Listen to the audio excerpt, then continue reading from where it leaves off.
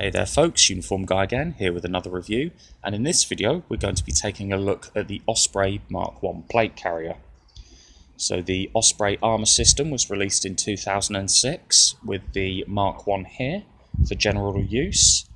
It has subsequently been subject to modification, with the fourth version being issued to personnel serving in Afghanistan, mostly on Operation Herrick in 2010. The body armour system is designed and manufactured by CQC Limited, who are a long-standing UK-based manufacturer that has provided various items for the Ministry of Defence. Some earlier batches for the MkI, as you see here, and possibly the Mk2, were also produced by Solo International Limited.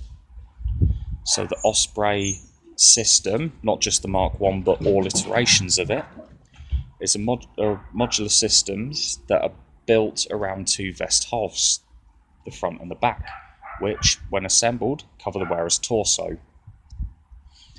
The vest has a system referred to as the pouch attachment ladder system, which features webbing loops stitched to the outside to act as attachment points for compatible pouches and accessories.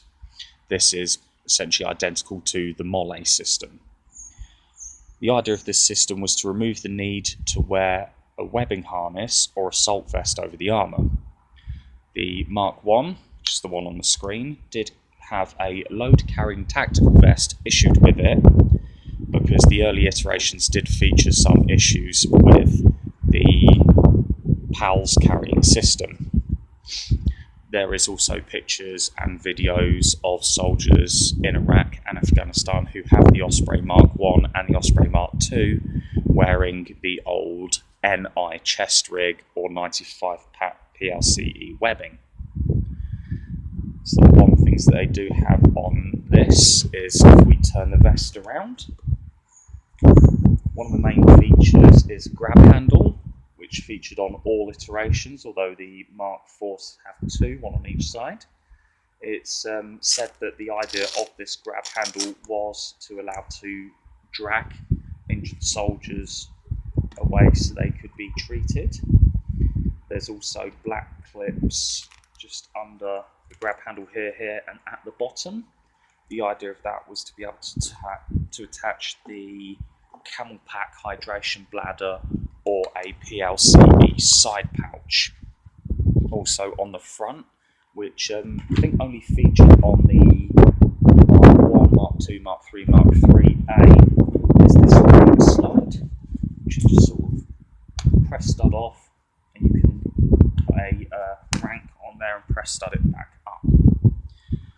Another issue with the MkI, which you may have just seen there, is it had what they call omnidirectional press studs, which means the press studs could be pulled in any direction, from the top, from the sides, from the bottom.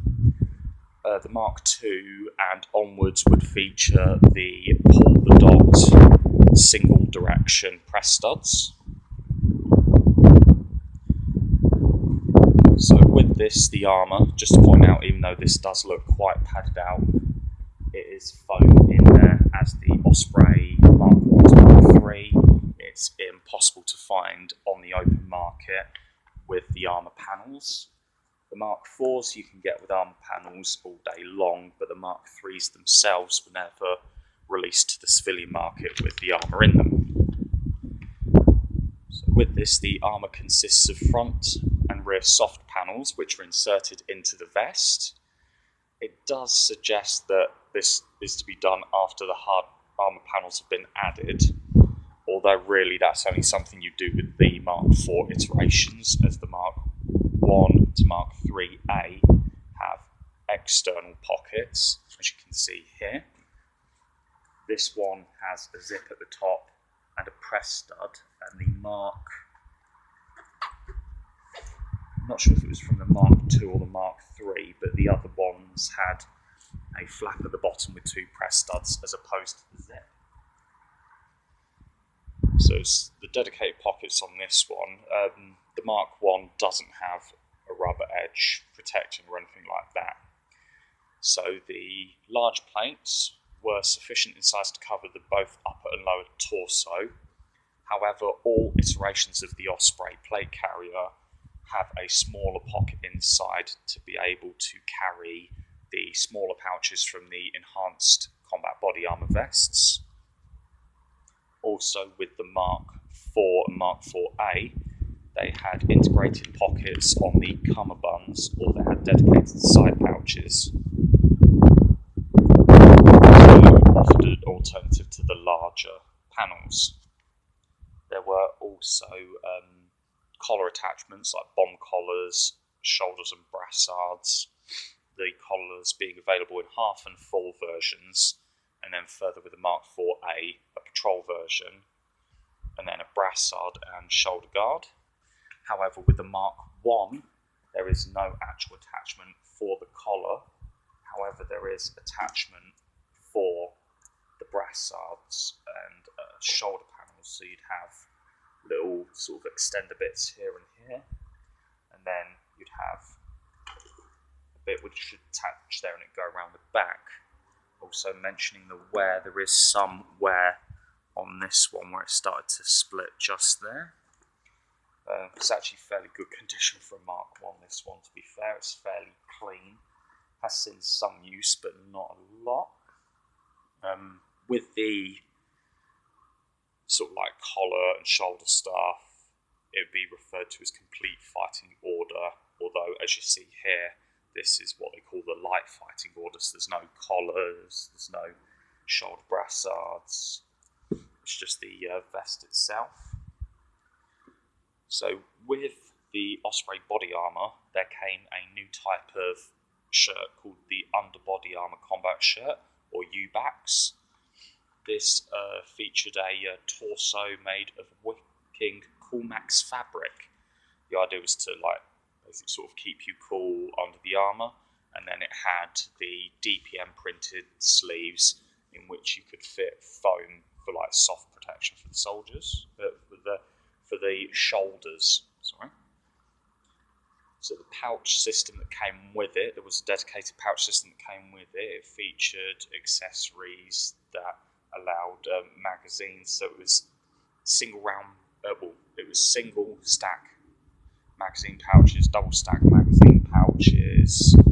There was also machine gun link pouches, hand grenade pouches, 40mm grenade pouches, utility pouches, medical pouches, which could all be mounted to the system. There was also a 45-litre patrol pack that they could be fitted to. Now, as you see on this one, on the front, there is chem lights. There's also a chem light on the side and pens on the side, as well as a bayonet. Soldiers were discouraged from carrying such items on the front of their plate carrier. The reason why this was done was it was claimed that it would prevent fatal injury in the event of a blast. This was actually released by Osprey. Osprey said, don't do this. So obviously each generation of the Osprey has been subject to some form of criticism. So the criticism with this one was the failure in the straps and other parts. This one, it was mainly the quality of the manufacturer. So you had seams pulling, fasteners tearing open in normal use. It's also saying that it had an increased weight and size of the ballistic plates compared to the enhanced combat body armour. Apparently the pouches were also criticised for poor stability on the cover. Some identifying the pouches designed to hold the magazines didn't hold them securely. And quite funnily enough, the ANA, the Afghan National Army, often referred to soldiers wearing the Osprey Mark I and Mark II with their full kit. They often referred to them as tortoises. So, there's a little bit of issues with that apparently. Although, one thing to counteract, there was a quote which came from Lance Sergeant Collins, who was shot whilst wearing an Osprey Mark II in 2008. And his quote was, "When I was shot, I thought the worst, especially because it was from only about 200 metres away, and I think it was a 7.62 round. That's a high caliber bullet to be hit by. I was examined on the spot, expected to be told bad news, but there was nothing there. The body armour had stopped the bullet and saved my life. So, even though the Osprey did have its own problems, it did seem to work. So if we just look at the one that we've got here, as I said earlier in the video, it hasn't said much use, but there is evidence of use. So main thing, working from the top, you'll see we've got a PTT, push to torque, with the strap going around the back. As I showed you on the back, it ends just there. The pouch and radio have been removed. Quite possibly by the previous owner or even by the surplus depot. Then going down onto the front, we have a Siloon glow stick, which according to Osprey shouldn't be there. Then we've got a whole range of Sharpies. We've got green, blue, red and black. Don't know why you'd need such a range, but they're there. Then we've got a Black Hawk holster. So it's a Coyote Tan Black Hawk holster for the SIG 220 or 226. It's attached to a standard belt holder which has been cable tied at the top and the bottom and is quite secure.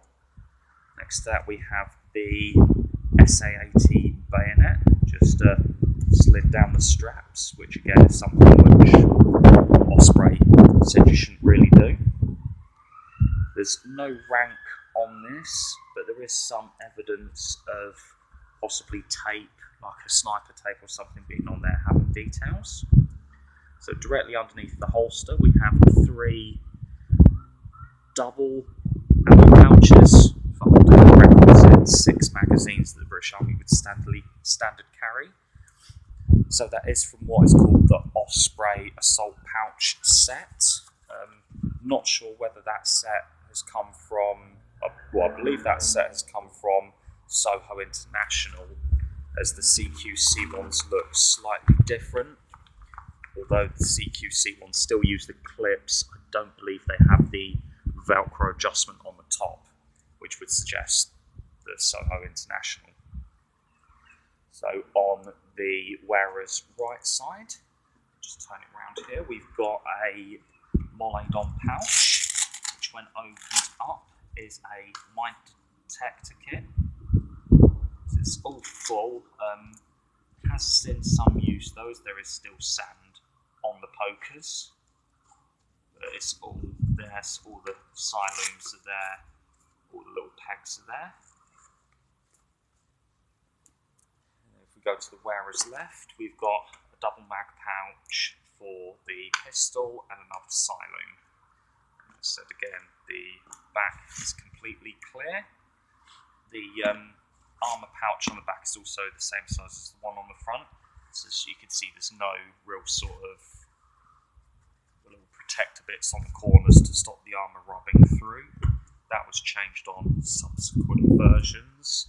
I believe the Mark IV and Mark IVA actually came with sort of pouches that you put the armour panel in before you put it in your armour. Yes, that's a look at the Osprey Mark I.